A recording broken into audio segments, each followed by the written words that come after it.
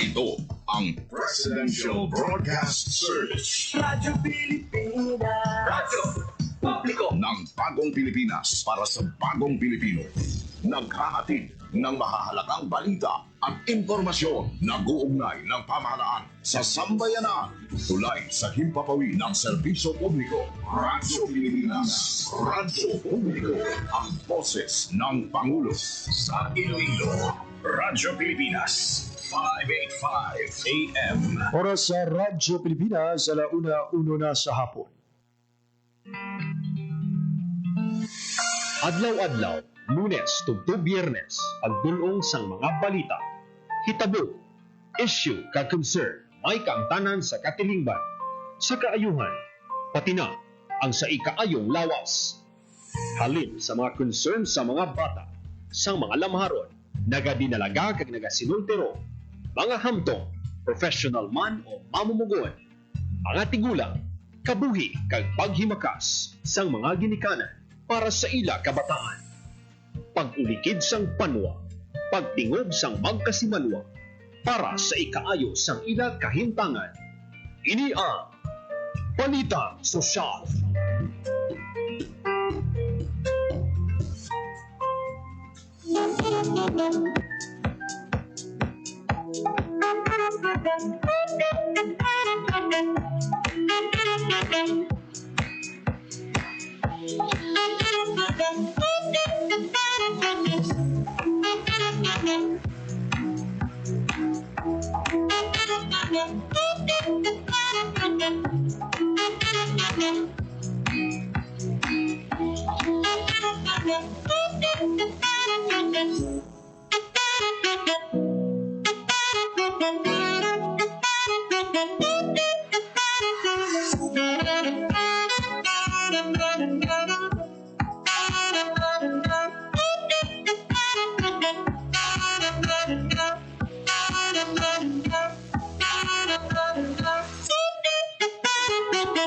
Mayong hapon Pilipinas, mayong hapon Western Visayas.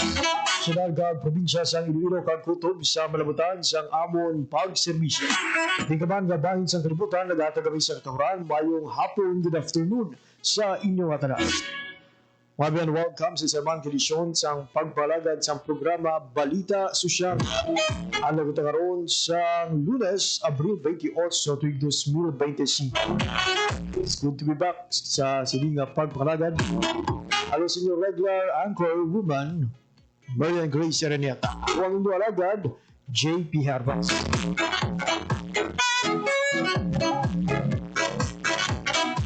At umasok itag paramati all over Western Visayas, provinces sa Baclanan, Tikay, Capiz, Guimaras, Iloilo, kag Subugman sa atong mga kulturan sa Negros Occidental. Mayong hapon, good afternoon sa inyong tanan. Natami naman sa isa kamayat ayat nga adlaw ang tanan naton nga mga overseas Filipino workers and Filipinos living abroad.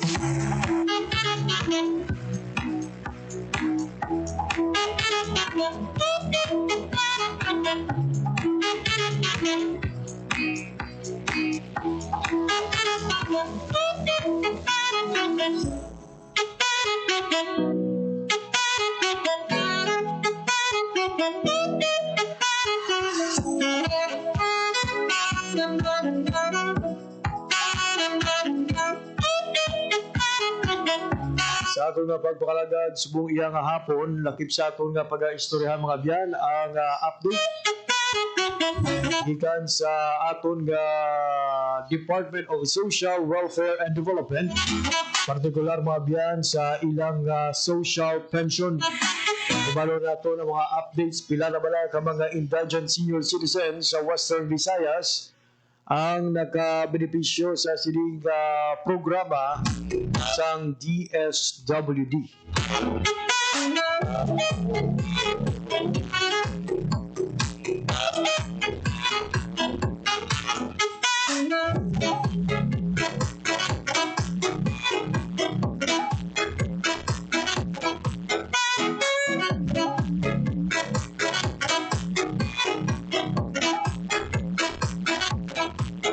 Taman nga malabot sa atong pagpalagad mga biyan, atong nga koneksyon sa FIVOX sa hulag naman siyang Bulkan Kalaon. Yan, may epekto bala ang paglupok sa Bulkan Bulusan subong iyang Lunes. Samtang pasiplatan taman ang pila ka mga updates gikan sa Department of Trade and Industry, particularly sa ila sini nga mga ginaubra nga serbisyo business caravan sa mga island communities sa probinsya sang Iloilo.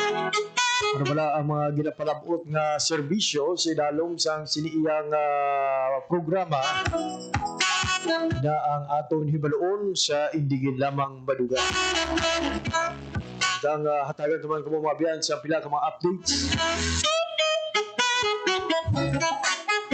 hangot sa Malihaw Festival sang Victoria City.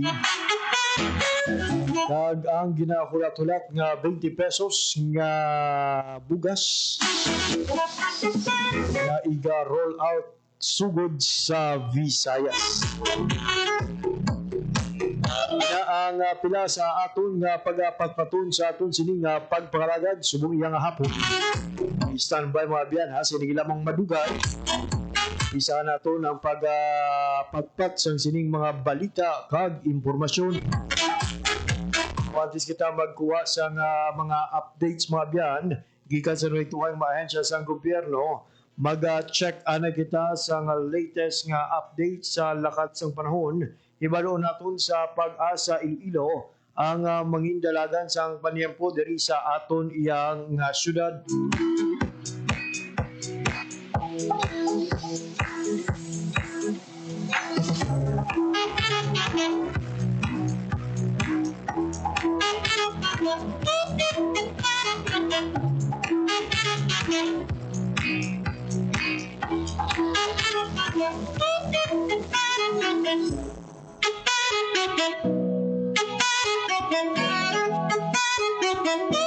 Muna sa aton pagbalagad, 1:07 na sa hapon. Sa sininga oras, magakuha kita sa latest update sa lakat sang panahon. Kupon naton sa piyak na linya, Ram Leonor Silvestre sang DOST Pag-asa. Ma'am Leonor, mayong hapon.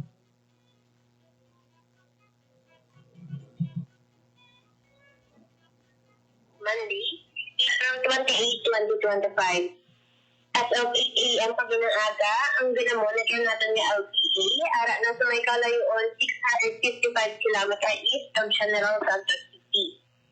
Intertropical Convergence Zone naman, or ITCZ, nag-a-affecto sa may Mindanao. Pag-easterlies, nag-a-affecto sa nabili niya bahay sa Pusod. Dili naman sa Western Visayas, maka-experience kita sa Magulo-Galumon. Tugtog Magalumon kalamitan, nga may isolated na pag-ulan pangilan sa panag-oob galasang easterlies.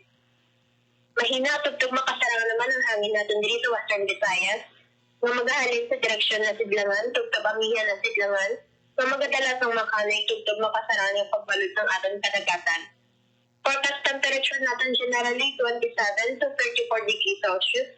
Ang adlaw ng butla kagi ng 5:33 a.m. kag magatudod din 6:02 p.m. karon sa hapon. Kag ang ating forecasted maximum heat index are sa may 42 degrees Celsius. Kagamoy niyo ang ating latest weather update halin diri sa Iloilo Doppler Weather Station. Ako si Leonor Silvestre, Madam. Gignya, salamat. Ma'am Leonor, no, ma'am, clarification lang sa ginabantayan karon nga low pressure area. How likely nga manginda isa ini kabagyo?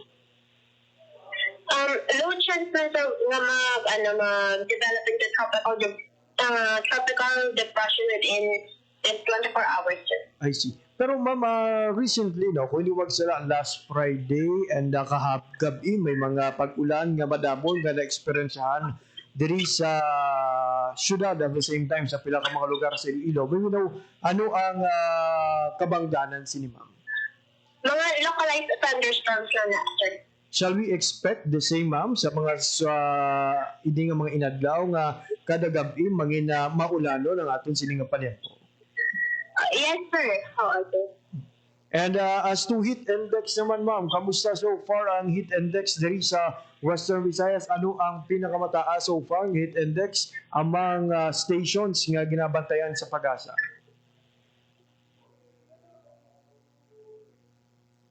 Ang sa may Diri sa Iloilo Station, no, sa Iloilo City, ang aton nga forecasted maximum heat index, ara sa may 42 degrees Celsius, sa may Mambusaw Capiz, ara sa may 40 degrees Celsius, sa Rojas City, ara sa may 42 degrees Celsius, kag ang sa may Dumangas, ara sila sa may 42 degrees Celsius ang ilang forecasted na maximum heat index. Hey, si Widat, ma'am, ano ang aton sining mensahe, panugyan sa tanan ng mga Ilonggo at the same time, malamutan sa aton sining pagpangalagad. Stay hydrated lang, mag-inom sa madamo nga tubig, magdala sang payong kung may lakdan man, magwa sa balay para protection sa init, magsuksok sa mga light-colored clothing or lightweight clothing, kung pwede likawan, limitahan natin ng mga outdoor activities sa udto, sir. There you have it, mga biyan. Ma'am Leonor Silvestre, madamo gid nga salamat kag padayon. Okay, thank you, man, sir. Ibada mga biyan, ang latest update sa katsang panahon gidulong sa ato ni Ma'am Leonor Silvestre sang Pag-asa Iloilo. So medyo mataas-taas sa gihapon ang heat index sa aton siniyang rehiyon kahapon, no, samtang lagaw-lagaw kita mabatsagan gid ang tuman nga kapaang starting at 11 do mabatsagan mo na, no, hindi na basta-basta ang kagidot kag nagadangat ini until 3 p.m. So sa aton sining makuturan nga wala sang mga importante gid nga transaksyon o kung pwede pa mapaiway, reschedule it mga biyan, no, in an earlier time, probably before 10 and after 3 para likaw kita sa mapaangging nga paniyempo nga posible mag-cause sa aton sining heat cramps and heat exhaustion. So again, for the information sa aton sining mga kauturan, sa 4 ka lugar sa gaganabantayan sa DOST Pag-asa diri sa Western Visayas, 3 gid ka station mga biyan ang may 42 degrees Celsius, which under Pag-asa kabahin na mga biyan, no, sa danger category. Sa nakitaan sa possible forecast of 42 degrees Celsius ang Rojas City, Capiz, Iloilo City, and Dumangas, Iloilo. 40 degrees Celsius naman ang forecasted maximum heat index sa bahin sang Mambusaw, Capiz. Yani, to beat the heat, this tag-init. Marundom sa aton nga Civil Defense Western Visayas, imitahan ang pagtiner sa gwa, mag-inom sa madamo nga tubig, ikawan ang pag-inom sang tsa, kape, soft drinks, kag makahulubog ay limnon.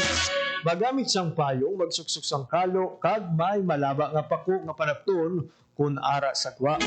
Tanuhon ang paghimo sa aktibidades sa aga o kung sa hapon kung sa diin, mas mabugnaw ang panahon. Mga kauturan nato nga hindi gid mapaiway ang pagtiner sa initan subong iyang mainit ang paniyempo. Agay sa ato mga kauturan nga mga nagatrabaho bilang traffic enforcer, vendors, lalo ang mga ambulant vendors, yung mga dirty ice cream vendor,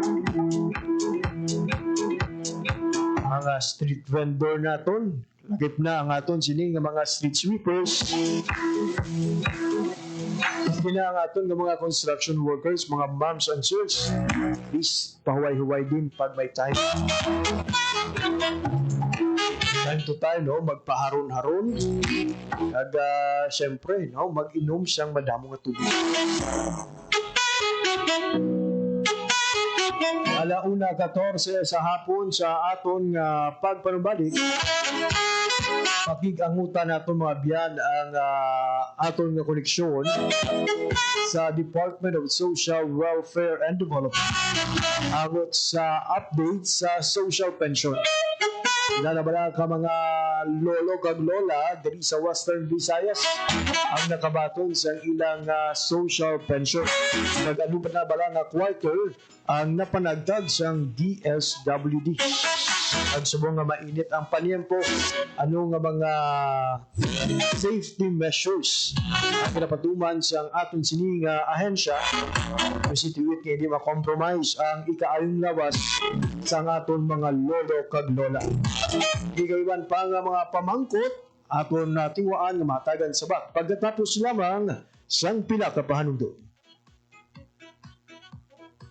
Boracay, one of the best islands in the world. Upang mapanatili ang ganda at kalinisan ng isla, pinalawig ng pamahalaan Marcos ang water drainage system ng Boracay.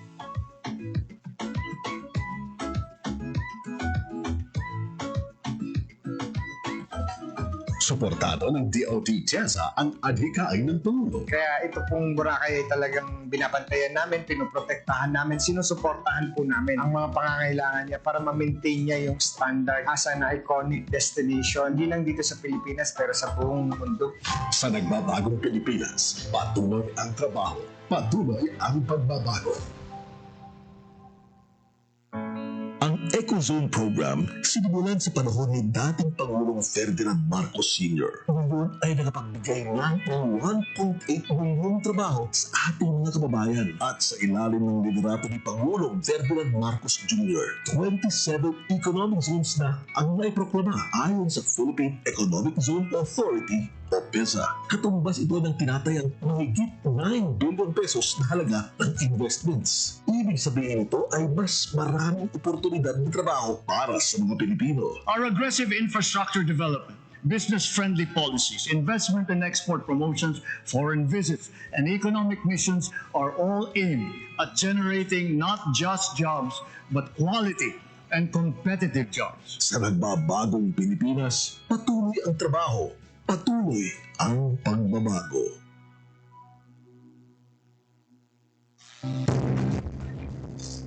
Ngay sa katuparan sa ilalim ng administrasyon ni Pangulong Ferdinand R. Marcos Jr. ang Peace, Law Enforcement and Development Support.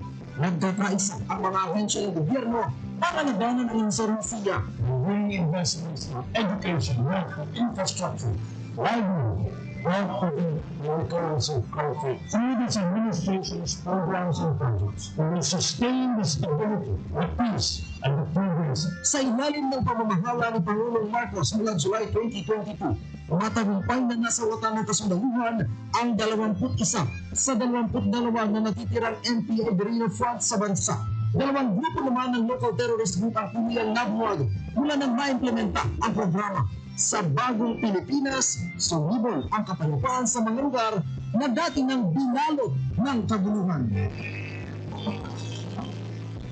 Tatak Pinoy is more than a branding exercise. It is about incubating and incentivizing great products that deserve to carry the Made in the Philippines trademark. Magandang balita! Inilunsad ng DTI ang Tatak Pinoy Strategy na isang inisyatiba para bigyang lakas pa ang mga industriyang Pilipino. Layunin ng TPS na paunlarin ang mga Tatak Pinoy na negosyo upang mapabuti ang kanilang mga produkto at serbisyo sa loob at labas ng bansa. Ang mga programa at polisiya nito na tutulong sa mga negosyanteng Pinoy ay iikot sa human resources, infrastructure, tech and innovation, investments, at sound financial management. It is about creating products and services of the highest quality because Tatak Pinoy is also about excellence.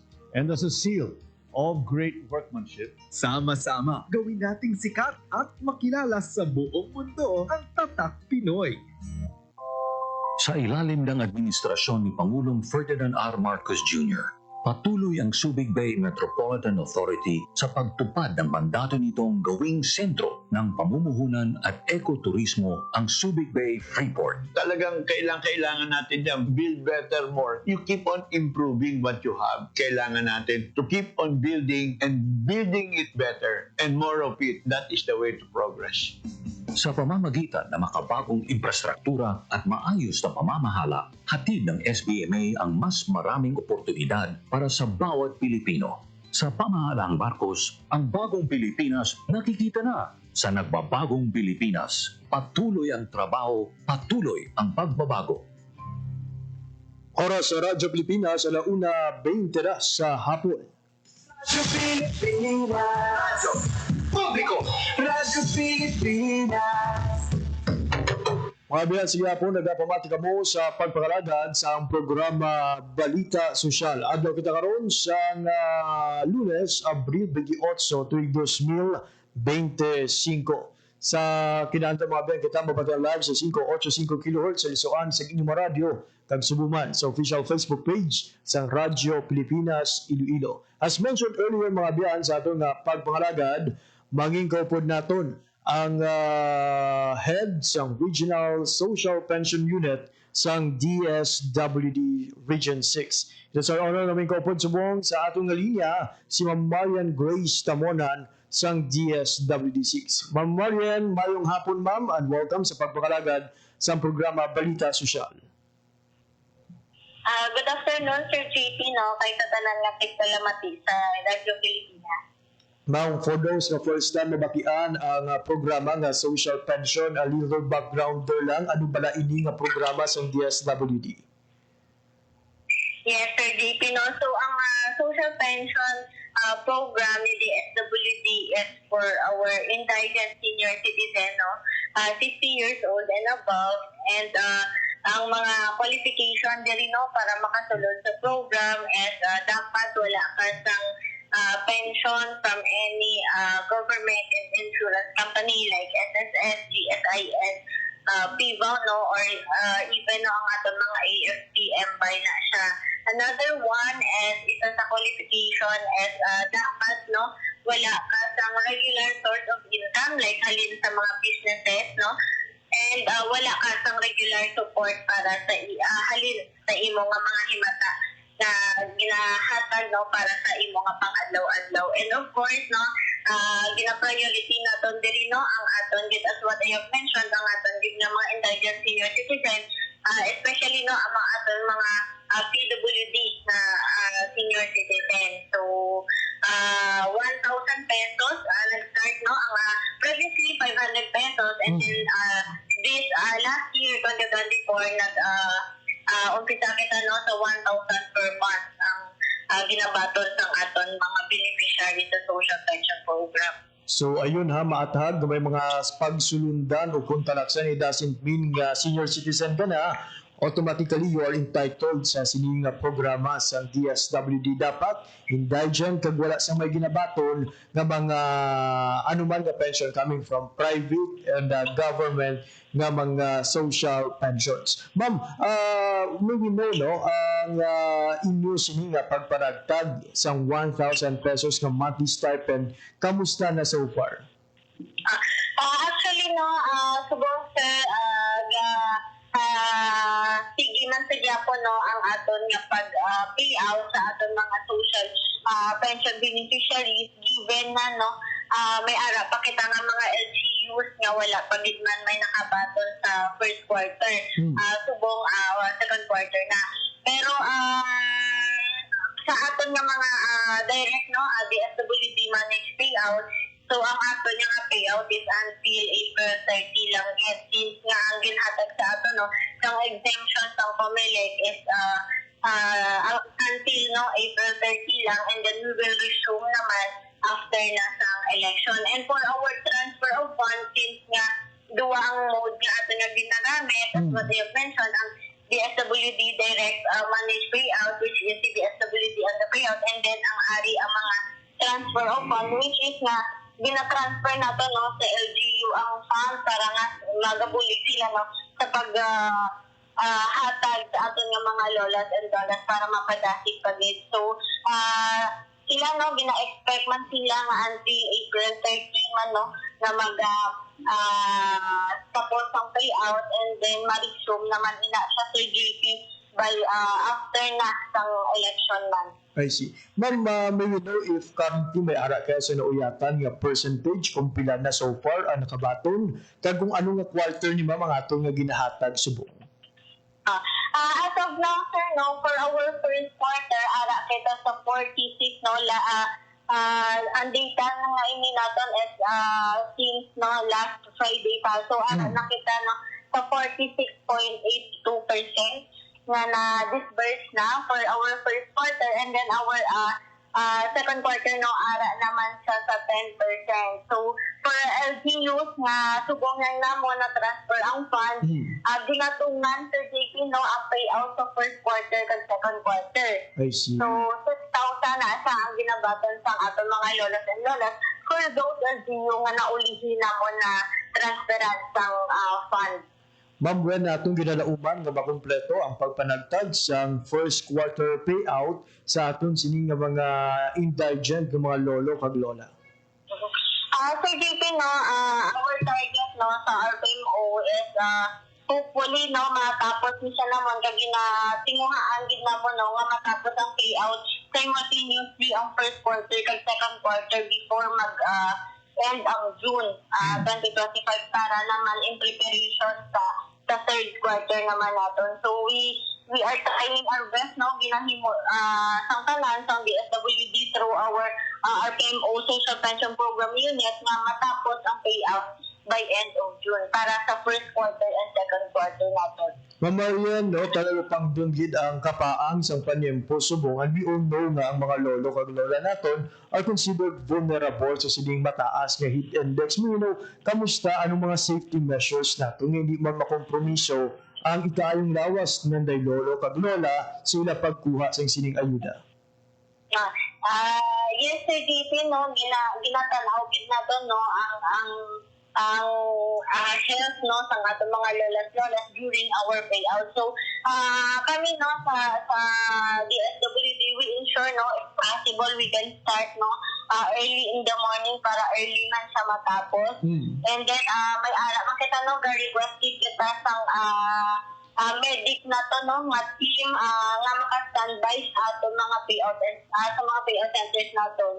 Another one is no hindi lang isa ka venue ang aton nga patigayunan sang aton nga payout since no kay kung ka mag-clock dira ang aton mga senior citizen. So ang ginahimo naton gina-clustering siya naton kung sa diin malapit nga mga kabarangayan ang aton mga lolas and lolas dira na lang sila nagakuha sang ilang attention. And of course last one no is dahatag kita no sa time schedule para nga hindi maayawan hulat ang aton mga lola at lola during sa pagpanagtag natin sang ilang mga cycle. I see. Ma'am, wala tamang ginapangayon, no? Pero may mga instances nga bangod sa mainit nga panyan, pugul pila nagalain ang pamatsyag sa aton mga lolo kag lola. If ever hindi binila makuha within the scheduled nga oras, ano ang matabo sa ila sining ayuda?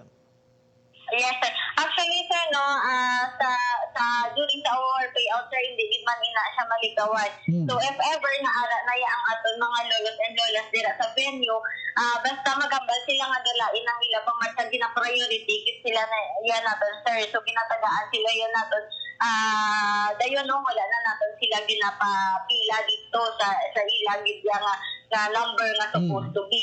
Another one, kung hindi sila yan, sir, makakuha, no, i-informan sa amon ang aton nga mga barangay president no sa mga senior citizen nga si lola kay lola wala sila diri kay tungod nga nagain ang pamatsyag. So ang ginahimo naton sir gina-house to house gid naton no ang aton nga mga beneficiary para nga idulong gid sa ila ang ilang nga mga stipend. I see. Good to know naman no nga well provided gid ang aton siniya nga mga social pensioners no if ever gid man wala man ginapangayo o maglain pamatsyag nila wala sila sang dapat kakulbaan nga hindi nila mabato ng ila sini nga ayuda.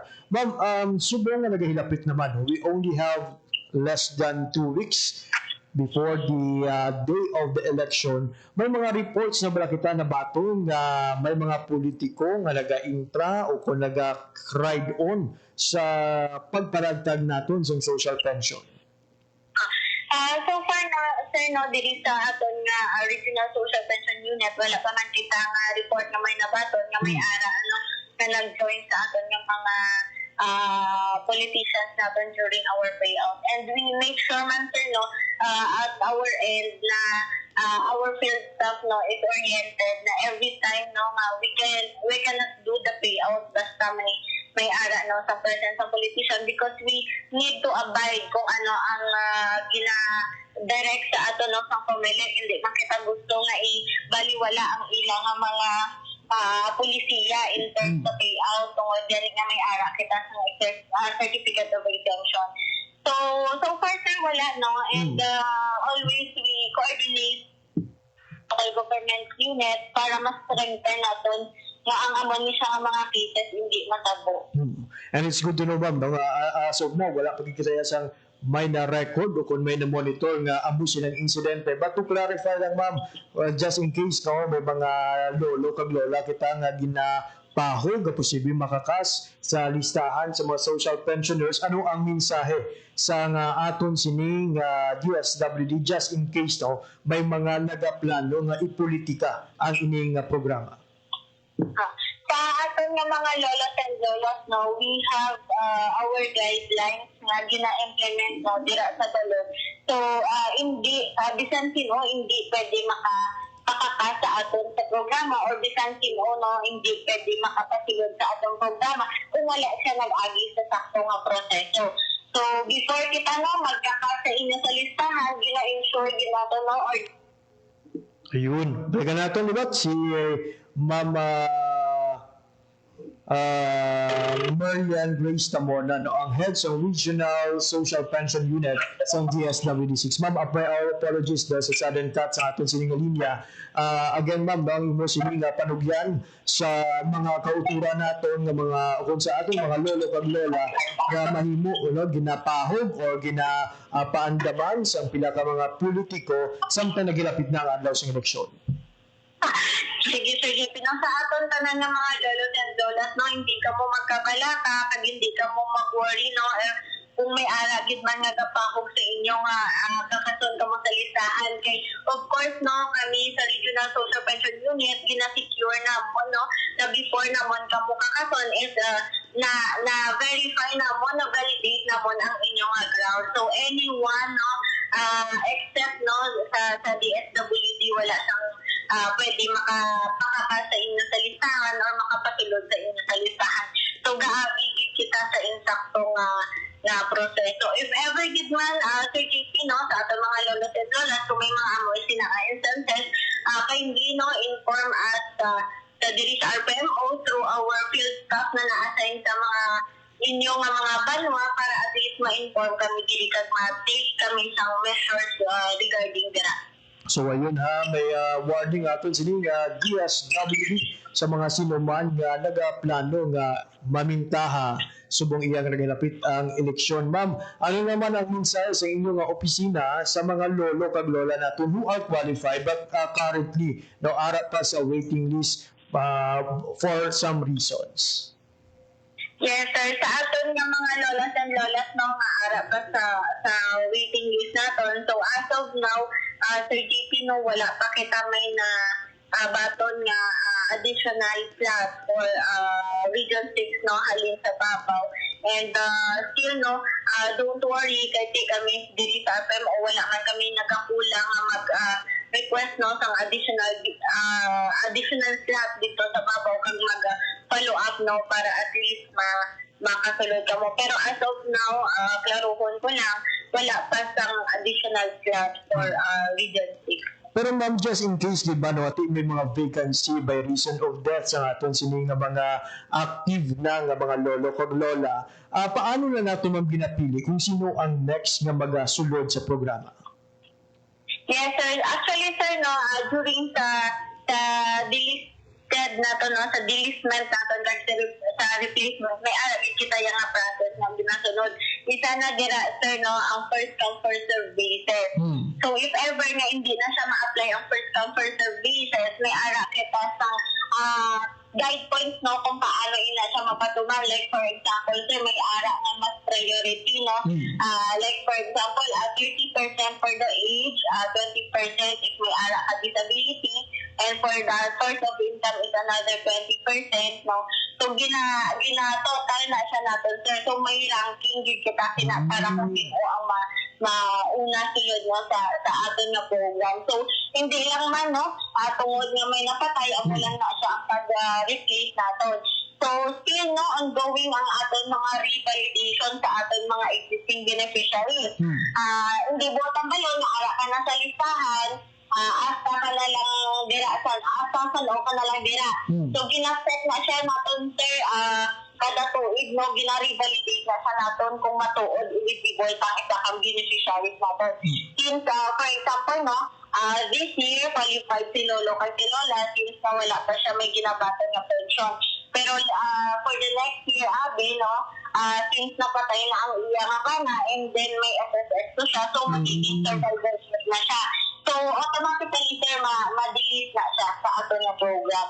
So, hindi lang ang kuon nga kung may napatay, ang wala na siya ang pag-replace natin. The same thing will apply, ma'am, kung ang isa ka lolo kag lola na currently no, entitled for the benefit. Pero in the next years, no, yung suportahan na sa iya sini nga mga kabataan. Yes, sir. Apply gid na siya, sir, nga third. So ayun sa aton sini nga mga kulturan, hindi lamang kamatayon na ang posible kabangdanan sa pagbuhin sa listahan, subuman ang pagdili sa mga hindi na qualified by reason of circumstances and development sa ila siniya nga kabuhi. Ma'am, lastly, ang imo sining mensahe sa tanang nga mga lolo kag lola sa Western Visayas.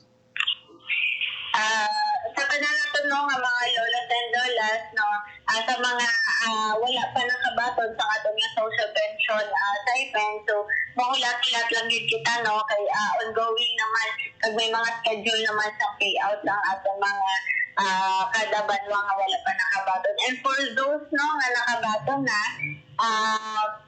mahulat naman kita no for our third quarter nga payout. Paalala lang no subong since nga magid ka mainit no ang aton nga tempo so kung possible no dira lang kita anay sa aton mga sigod dalay hindi kita danay ka lagaw no kay mataas gid ang aton nga heat index subong. Ma'am Marian Grace, for your time information, ginhatag sa Radyo Pilipinas and for your works and words para sa bayan. Madamo gid ma'am nga salamat kag padayon. Thank you, good Sir JP, no, and sa Radyo Pilipinas for giving us this opportunity para mapalapnan natin no, kung ano na ang update sa atin na social pension program. Thank you, Sir JP. Salamat din, Ma'am Marian Grace, sa imo sining oras kag impormasyon. Nabatihan natin mga biyan si Ma'am Marian Grace Tabonan, ang head sa Regional Social Pension Unit of DSWD Field Western Visayas. Radyo Pilipinas.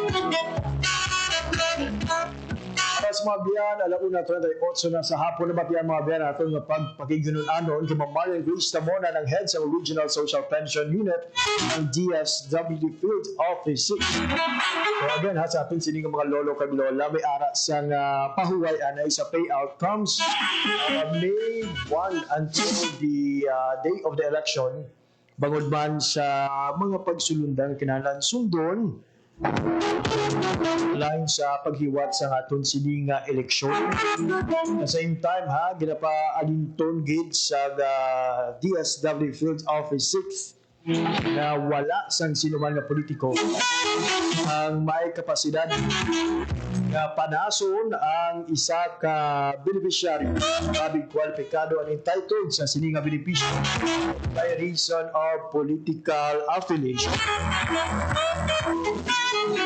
political stance and views. So regardless kung sino ang botohon mo sa pagka-mayor, congressman, konsihal, vice-alkalde, gobernador, at DSW diyan ang pwede nga makapahalin sa imo provided nga may ara sa mga sufisyente nga basihan sa pagkaka sa imo sa listahan.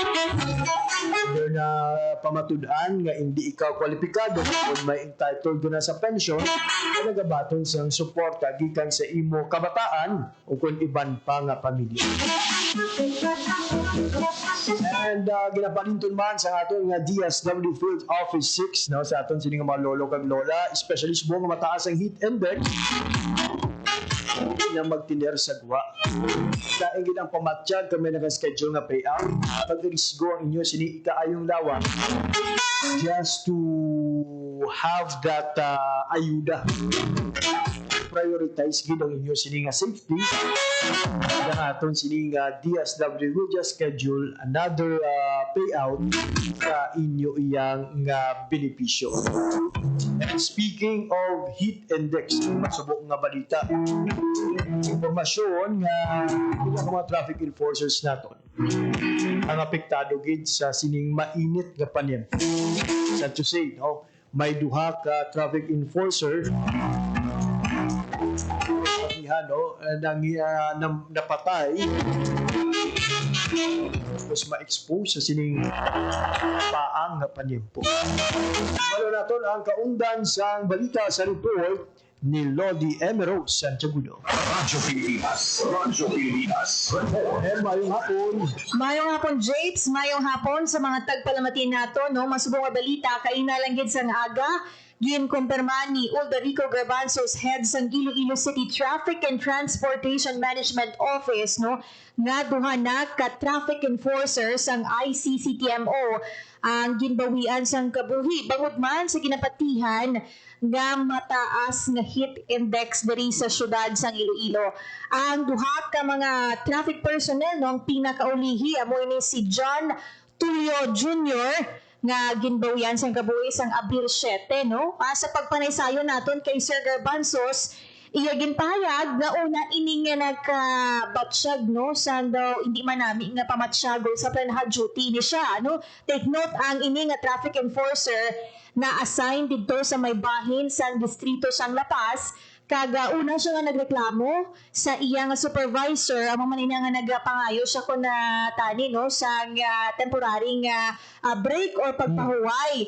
Amo to nga nagpadulong siya sa iya nga panimalay kag didto na nga ginbawian siya sang kabuhi bangod na stroke, no. So ang ining traffic personnel masobra 30 na katuig nga nagapanis serbisyo, no, bilang isa ka traffic enforcer.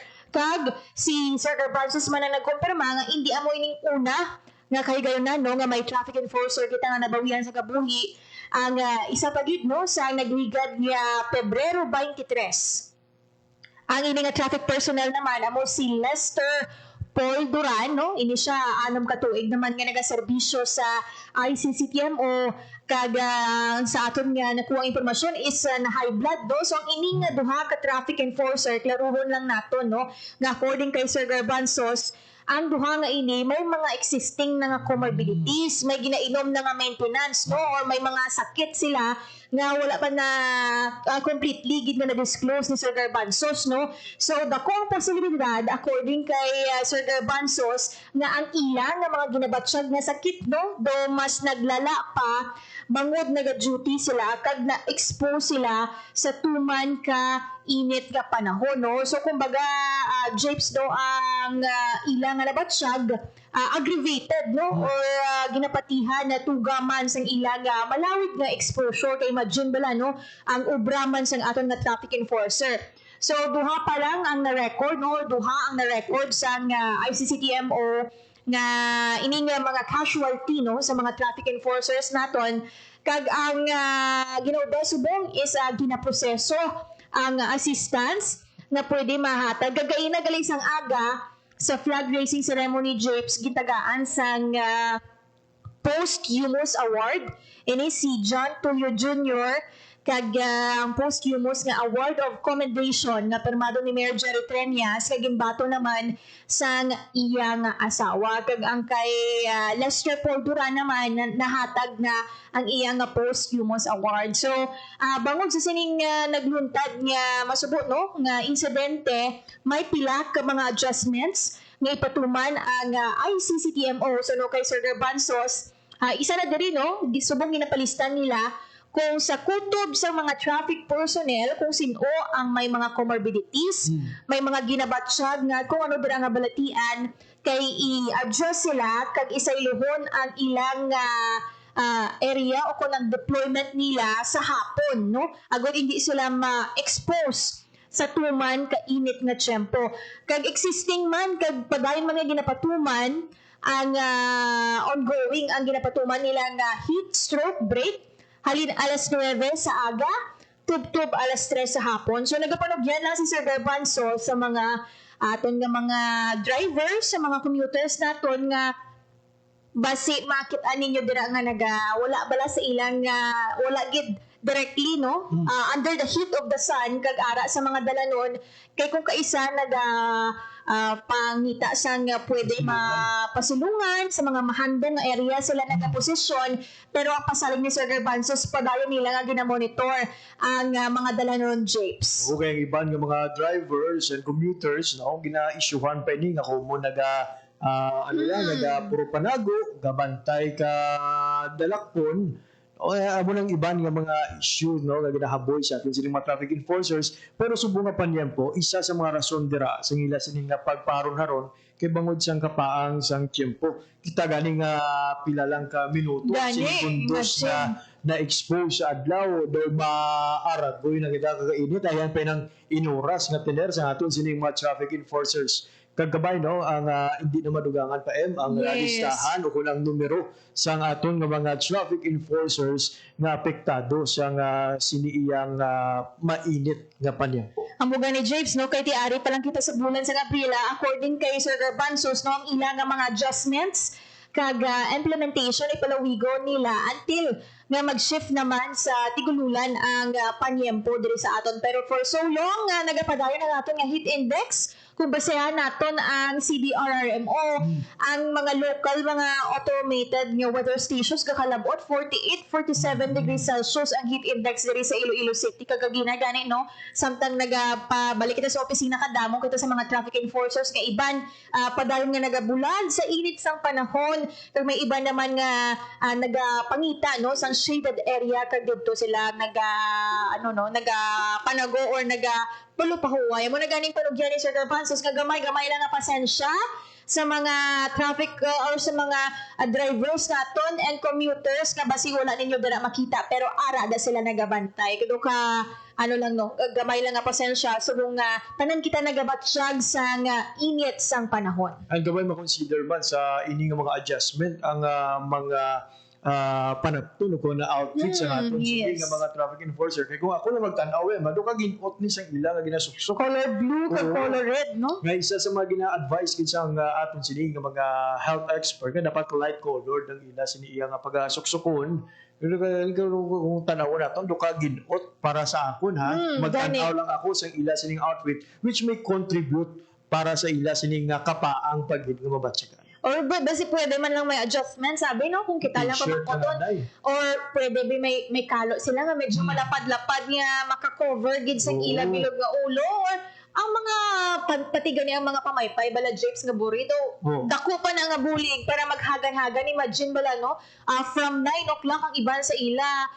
Amo ni kainit kag tiyempo subong 1:48 sa hapon ang iban sa ila ara gihapon nagabantay sa mga dalanon. So ang ginapangabay lang kag ginapangayon naton tani hindi na madugangan ang numero sa sining mga traffic enforcer kay imagine from January to April pa lang ina nga nabuhin no sa traffic personnel naton nga sa karon yara sa masobra 300 no nga mga personnel sa TTMO kag Posmo office ang Iloilo City Government. And hopefully may mga unay nga mga water supply aton nga mga traffic enforcer kay subong mainit ang panempo uhaw gid ang problema sang tanan.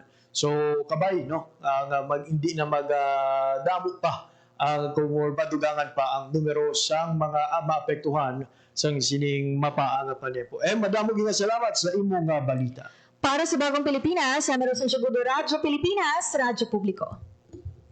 Radyo Pilipinas. Radyo Pilipinas. Latest update gikan sa Iloilo City Government na part sa aton sining mga traffic enforcer dito lang sa aton ni City Beat Reporter Rose Santiagudo.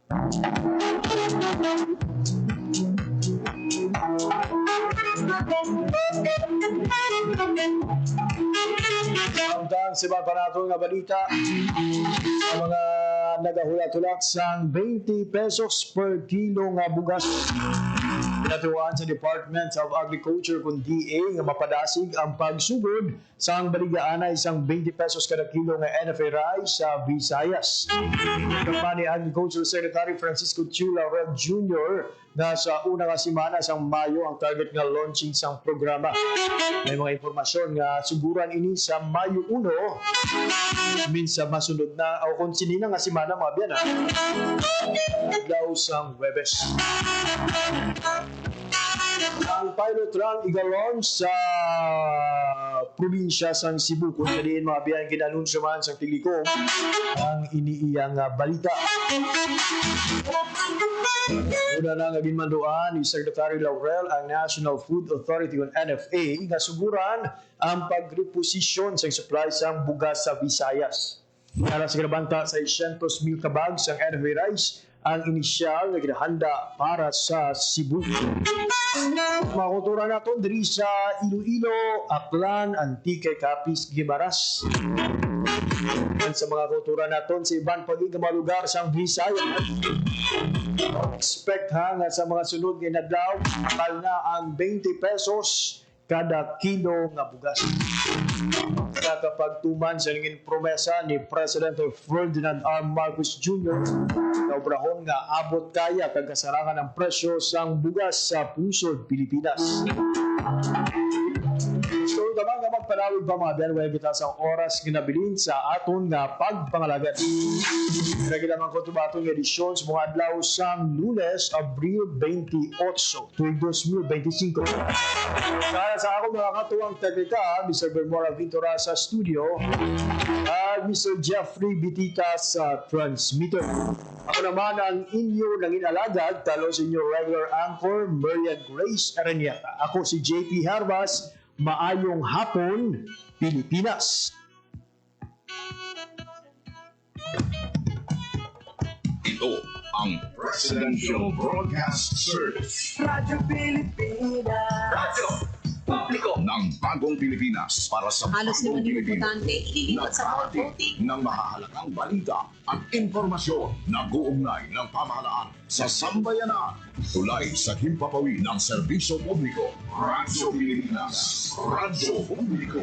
Ang boses ng Pangulo. Sa Iloilo. Radyo Pilipinas. 585 AM.